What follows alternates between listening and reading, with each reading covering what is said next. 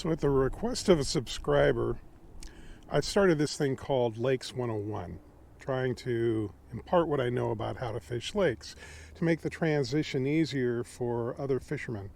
Um, Most of us fly fishers grew up fishing streams. That's what we know best. That's where we started. Some make the transition to lakes, some never do. So, why fish lakes? That probably should have been the first episode of Lakes 101. Now, if I were Sir Edmund Hillary, I'd say because they're there. But that's kind of lame. So, the truth. The biggest and first reason is the fish are just plain bigger in lakes.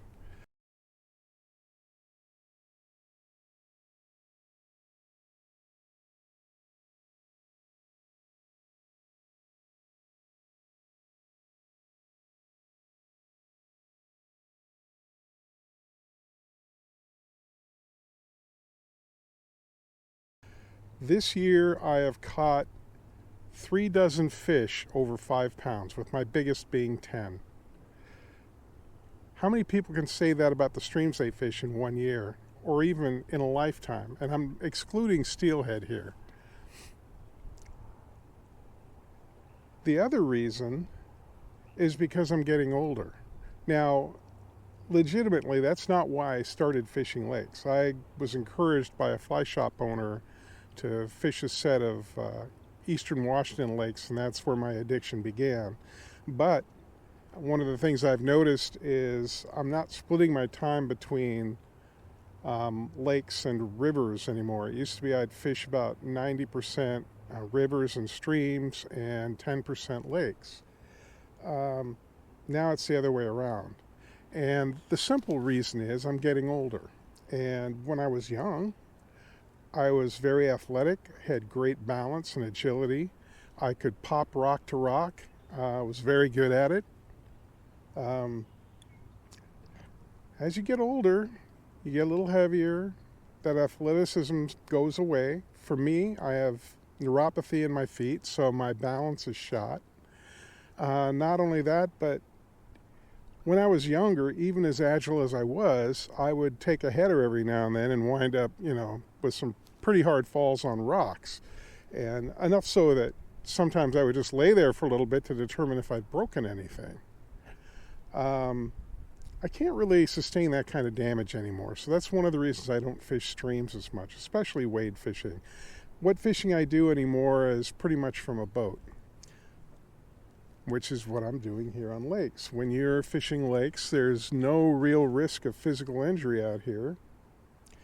So it makes it the preferred choice. Then you start discovering things like, wow, the fish are bigger here.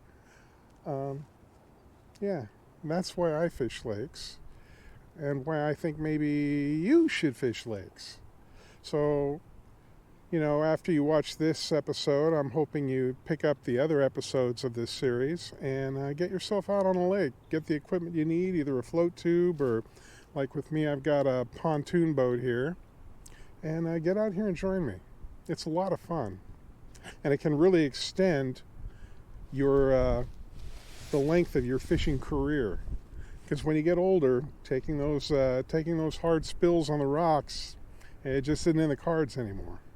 All right, see you on the next episode. I'm going to get back to fishing.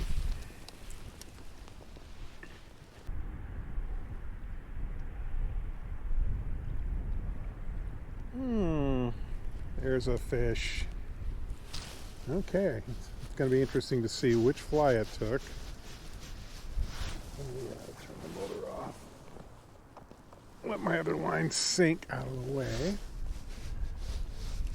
Feels like kind of what's normal for this lake, 16 inches or so from the head shakes. You can tell a lot by fish's head shakes. It's side to side, so it'll tell you kind of how long the body is. Let's bring him up. Okay, he took the back fly.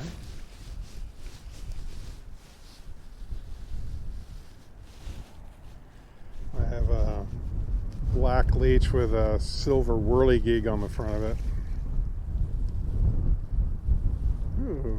Looks like there might be crap in that fly. This guy might be a little healthier than 16. It looks pretty good. 18, 19, maybe even 20. Somewhere in there. Pretty nice. Pretty nice little fish.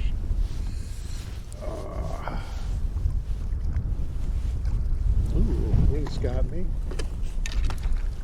Kind of picked up.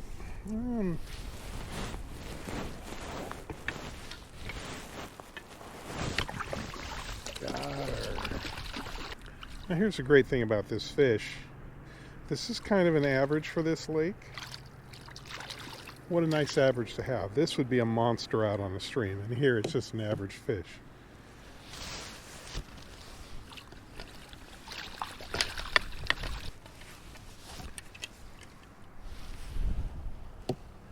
Catch a little rest.